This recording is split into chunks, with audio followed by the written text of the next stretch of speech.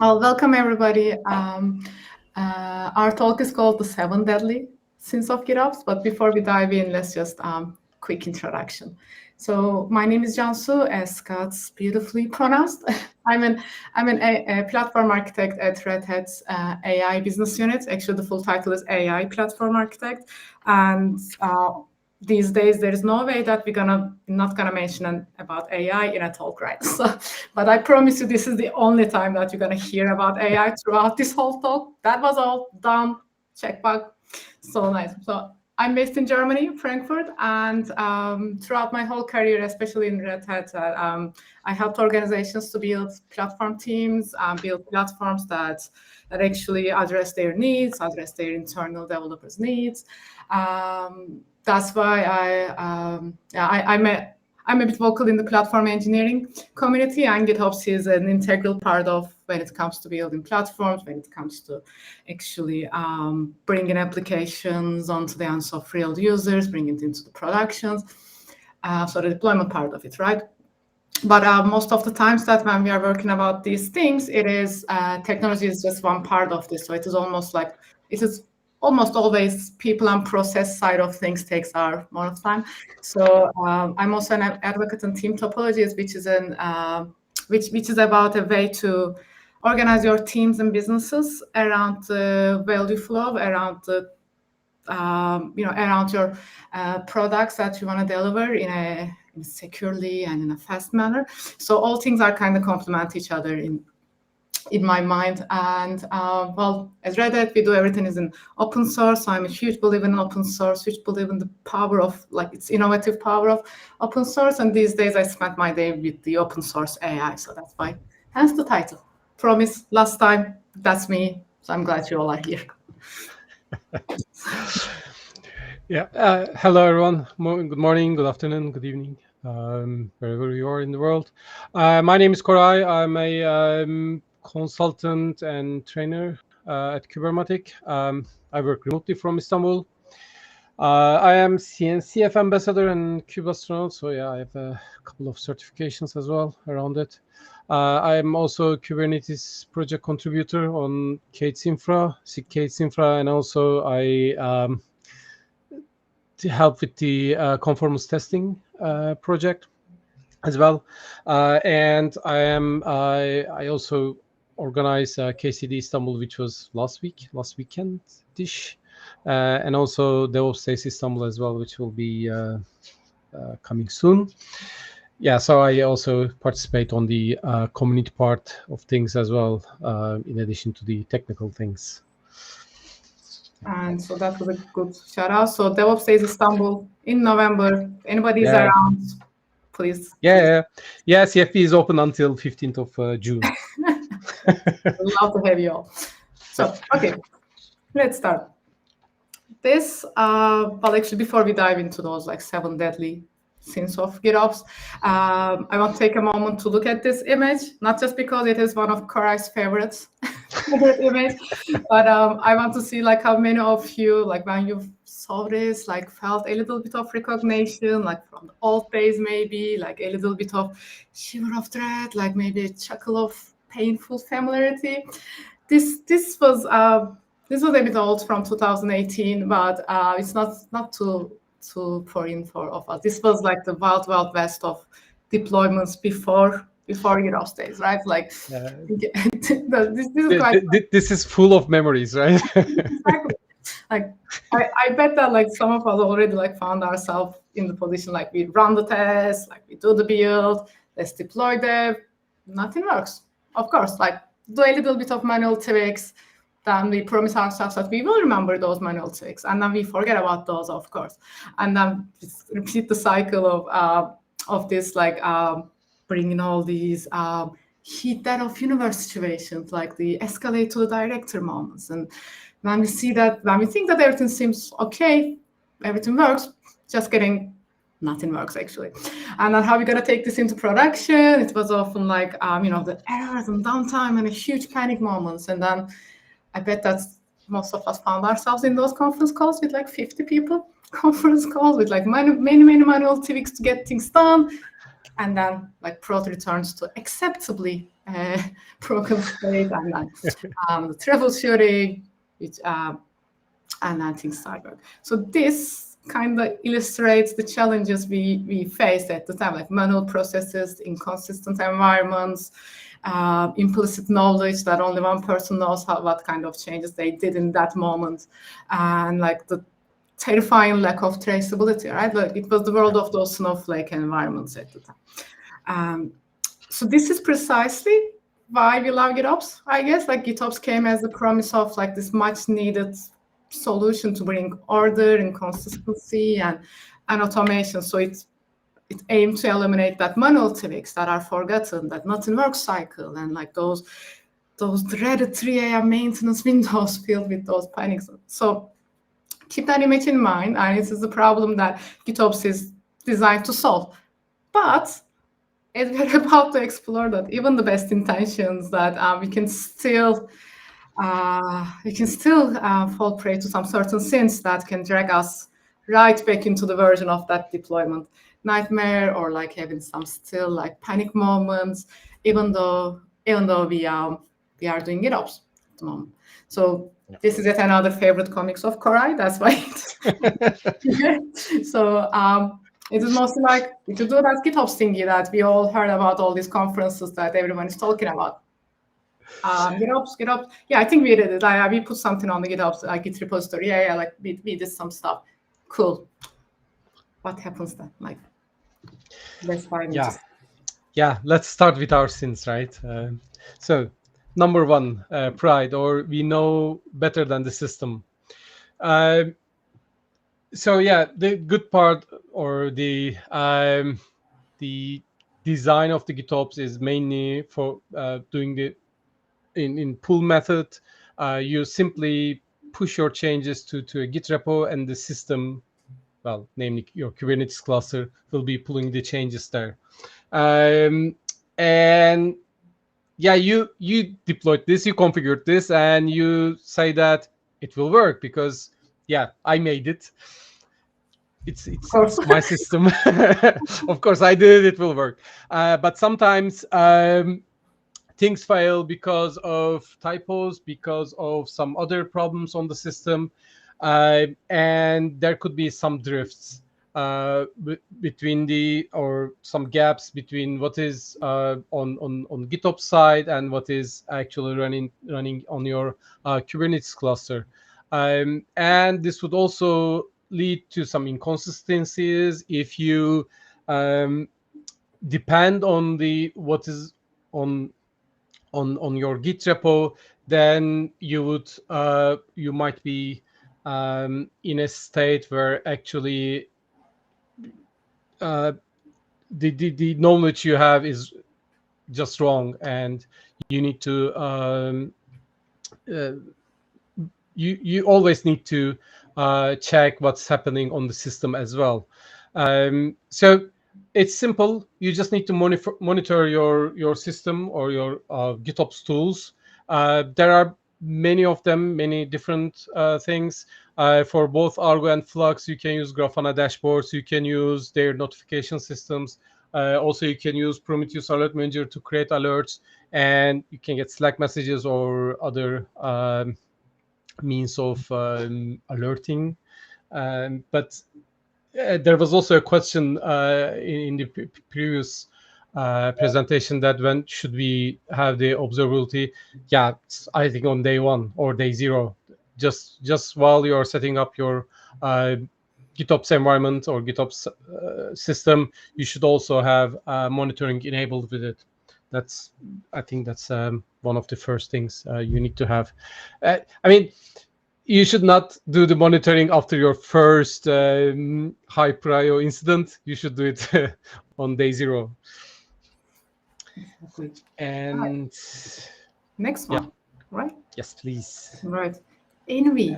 So the next one is blindly copying other GitOps setups. So these conferences are great to see like what's out there, what is possible, how the other companies are doing these things, and like amazing opportunities to learn. But GitOps is not something exactly like one size fits all type solution. So We've seen that before in the, at least I've seen that like some organizations that I work with, like they, sometimes some teams start their GitOps journey, they do some stuff that works for them, that's nice, but then other teams just copy and paste in it, like they envy them, but it just doesn't work for them, and then you kind of like try to squish your own process to that GitOps structure, and then it ended up with like a bunch of if-else's, some over-engineering stuff, etc. So it's, as I said at the beginning, like most of the time that I spend, most of the things that I spend my time with is the people and process side rather than the technology. Like technology is relatively easy compared to these things. So it's important to understand like your needs, understand that like your deployment processes, understand your like different environments and what kind of flexibility you want in those environments, so that you can actually align your Git repository structures around your controller setup, etc., towards your needs. So I know it sounds simple, but really start simple. Like don't go for these like big bang approach that we're gonna GitOpsify everything. That's the aim. That's perfect. GitOpsify as much as you can. Like go there, but start simple and iterate over and over again and see what works and what not. Like we can dive into a little bit as well, but those like different repo structures, like monorepo structures or advancing strategies.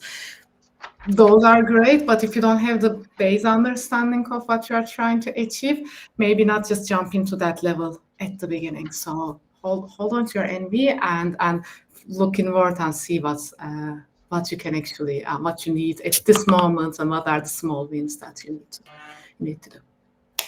Third, Sloth.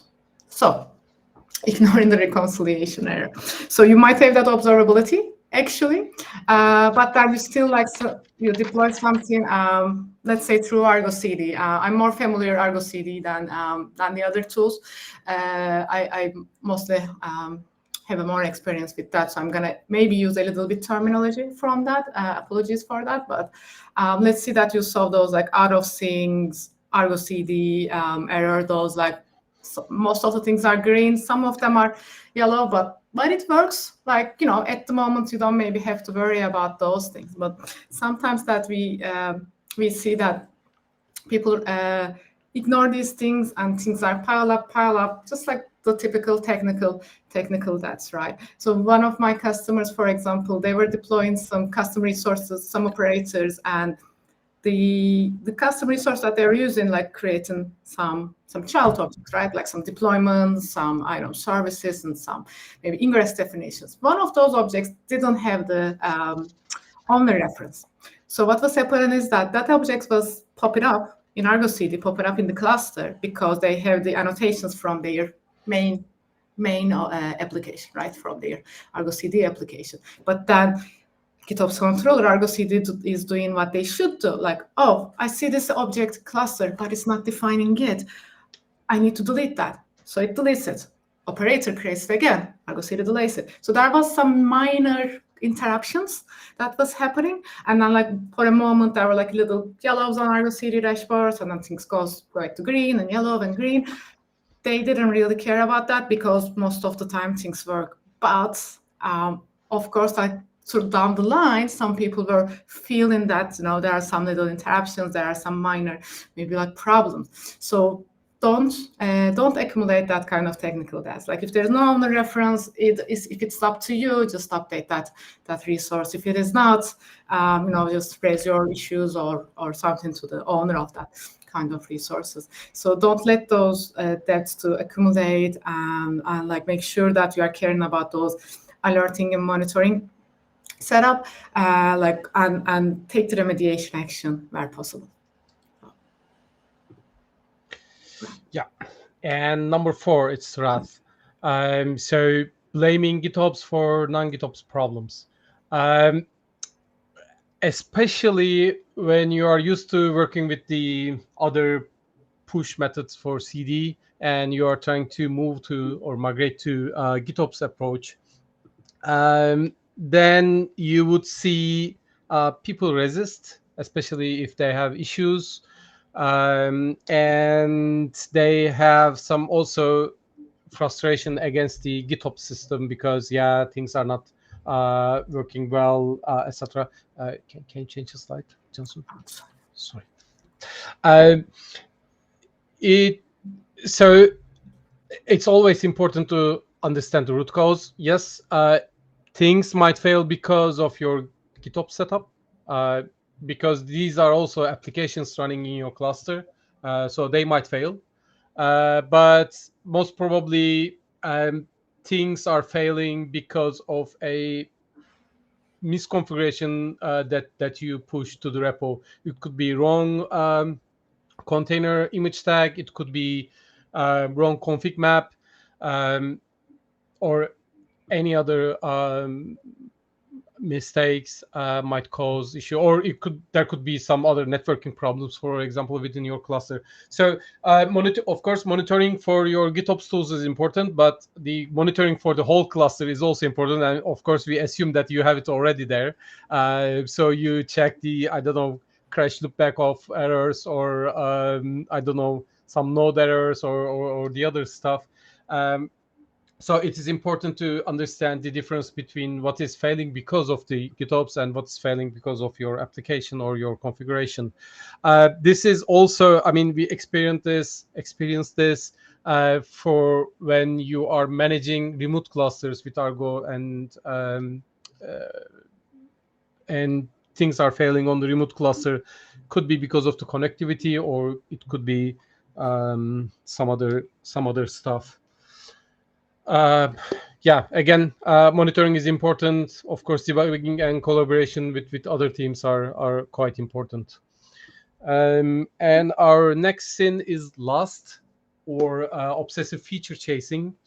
Again, this is my third and last comic I edit. So this is all my contribution to the slides. I only edit the comics, and then Cansu took care of the rest. So I say the same thing for Kubernetes as well. Kubernetes is not for everyone. I mean, not everyone needs to use Kubernetes. It could also be the case that not everyone needs to use GitOps in a certain way. It could be because of your needs. You might use it in different ways. For example, instead of pull method, you might be for some historical reasons or some other environmental reasons, you might prefer the push method with Argo workflows, for example. But the important thing is to understand what you need, what are your requirements, and you definitely need to control, experiment in control, so that things won't fail because of your desire to implement all the new technologies right away. Next one, Gluttony, the one repo to rule them all. So all these screenshots are from another GitOps Con talk, I guess, back in the Christmas time. That's why you'll see Argo CD has a winter hat. But sometimes that we see that the organizations, like mostly you start from the operations side of things for GitOps. Like you see that platform engineers, cluster admins, like want to derive the GitOps, like this GitOps, how do you say, like the GitOps initiative, and then they start bringing the other teams tools or other teams applications on GitOps, but they kind of hold the keys to the kingdom. So one of the biggest benefits of GitOps, the moment that I fell in love with GitOps was because most of the traceability and transparency side of things, right? So you could see what happens and when, who made the changes, who rolled back the changes, and what introduced when. Sometimes we see that this kind of knowledge, and especially how the repo structures, etc., are in only a couple of people's mind, and it is kind of hard for other teams to get in.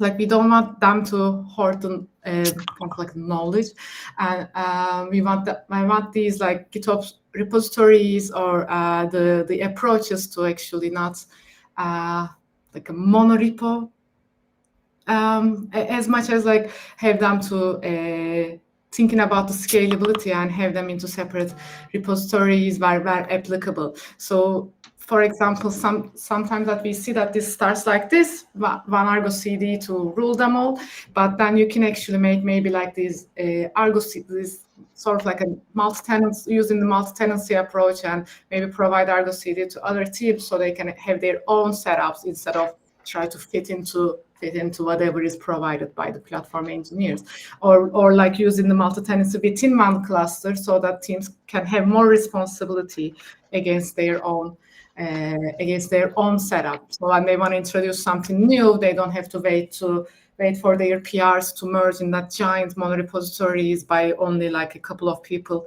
review and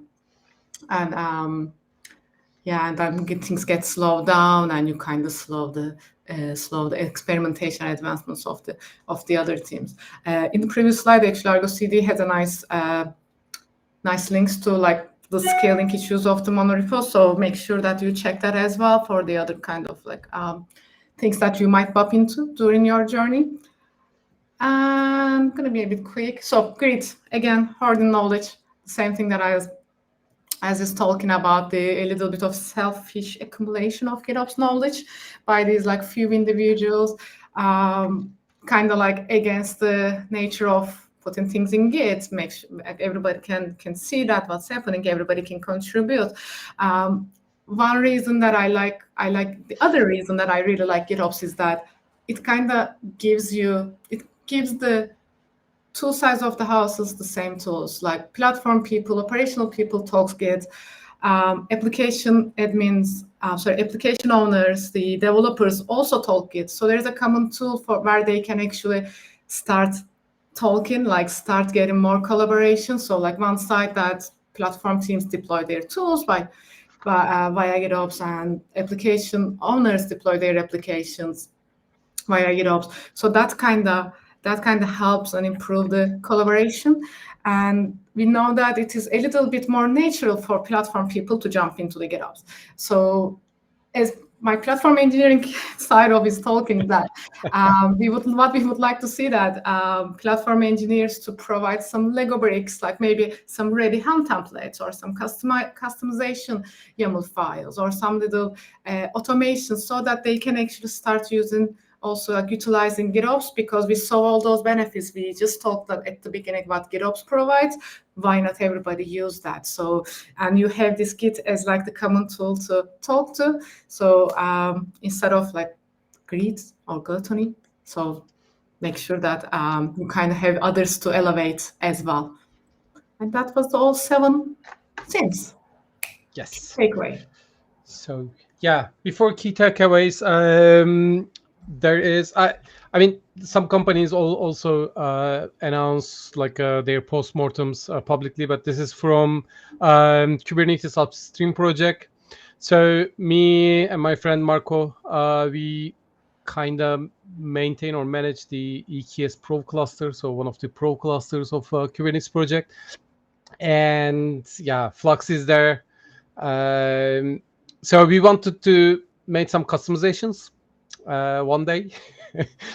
But yeah, on the customization.yaml, we did not add all the files listed as items.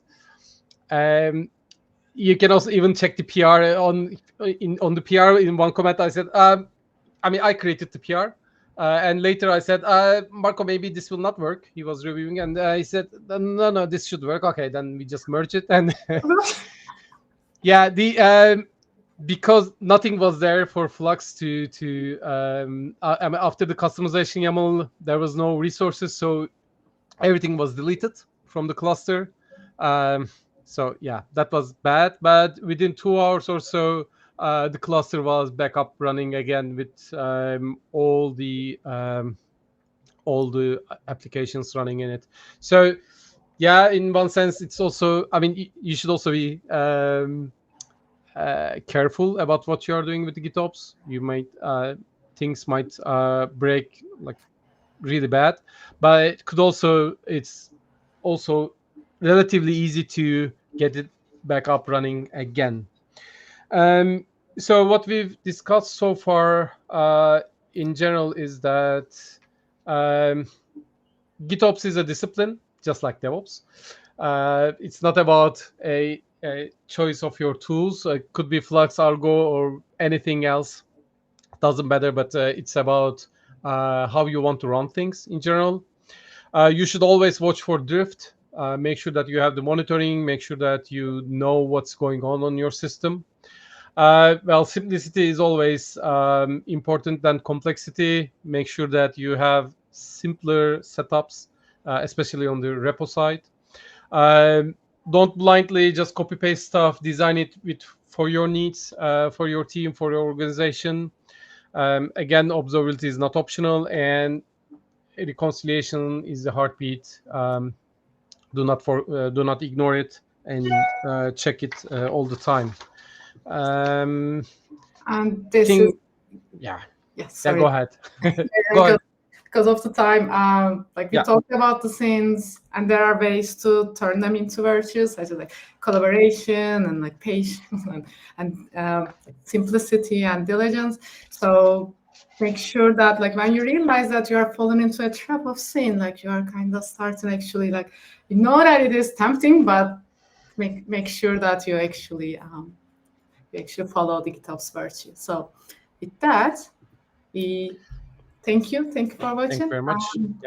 Yeah, hope you enjoyed it. Yeah, you can reach to us from those links on LinkedIn or email. That would be great. Thank you very much for listening. Thank you so much. That was so awesome. We have a few minutes for Q&A. If anyone has any questions. I love the engagement on the chat, by the way. I was reading on the side. Thanks for all the comments. And someone said about like I was naive about thinking that first picture was on the past. Yeah, true. Yeah, if the questions are related with the comics, I will answer. The rest is Cansu will answer. That was great. I actually am scanning to try to see if I can find any questions. I think it's mostly just banter. You were so clear. Everything was great. High five, Koray. Yeah, high five. Yay! Yay! High five to you too. That's great to have you speak again. GitOps Con veterans. So yeah, I mean, you can find us anytime, basically, like either in the events or LinkedIn. Just reach out. We'll share the slides. You'll share the slides, actually. Yeah. So yeah, thanks for listening. Great. Thanks for having us. Thanks so much.